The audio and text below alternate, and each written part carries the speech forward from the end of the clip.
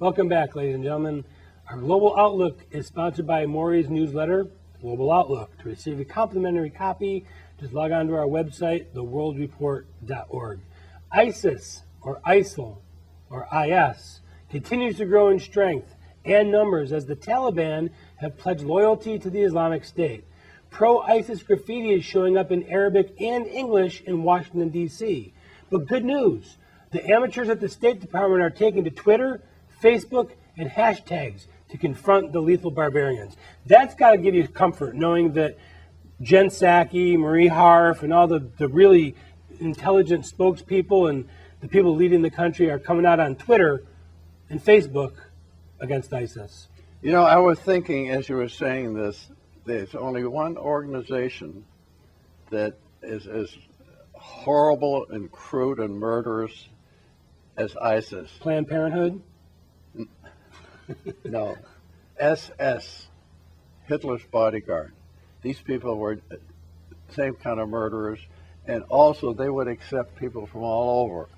You didn't have to be to be a member of the German Wehrmacht, their military arm. You have to be a born German. You had to be cleared for that. But to be a member of the SS, you could be a Lithuanian, you could be a Dutchman, you could be anything. So grab a gun and be ready to kill. Yes, you have to be a murderer and scum. That's basically what it is. And that's what these are. These people, you have to have a desire to murder and kill and maim if necessary in order to be part of the group. And you know, a lot of people are going to take this. It has an illusion to a lot of people who don't have anything, or maybe are down on their luck, or they lost their job, or whatever. They see these guys and they think, "Wow, I want to be part of that." Well, they arrested a guy in Chicago just a few days ago. He was going to leave the country and go to Turkey. Yes, exactly. And by the way, Turkey as a country is beneath contempt. They want to have it both ways. They want to act like a civilized country.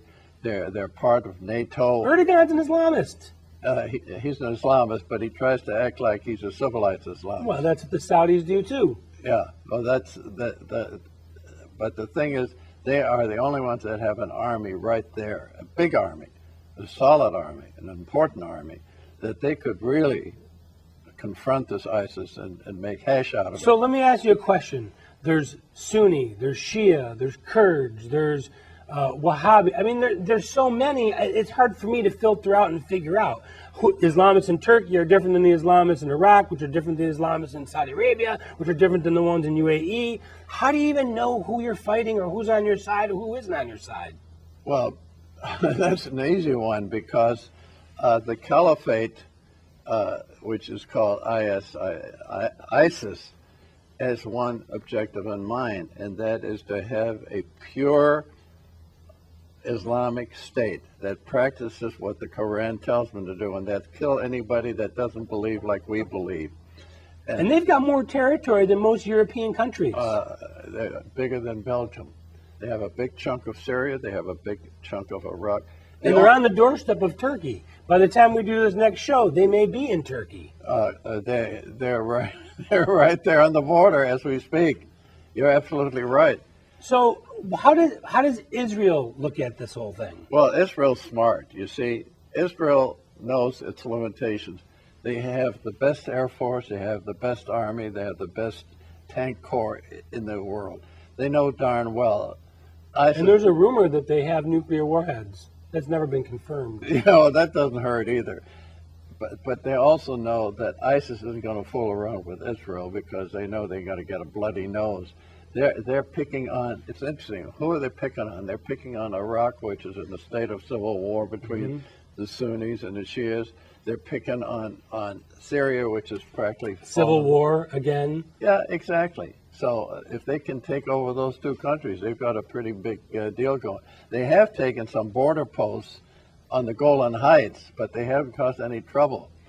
You know, it's almost. I'm not. And let me ask you a quick question. We only have a couple of seconds left here. Does ISIS even think about going into Iran, or are they smarter than that? Iran? Yeah. No, I think right now they're playing one game at a time. Eventually. Because ISIS is Sunni, and Syria and Iran are Shia. The murdering scum of Iran will eventually be coming face to face with the murdering scum of the ISIS. extreme Sunnis, yes. So it is going to be a Shia-Sunni confrontation. It has to be. We need to take a short commercial break. Our political insider and moment in history are straight ahead. Again, if you missed any segments, just go to our website, theworldreport.org. You can view the entire show. You can see a specific segment. You can like us. You can hate us. You can recommend us. We'll be right back. I don't think anybody hates us.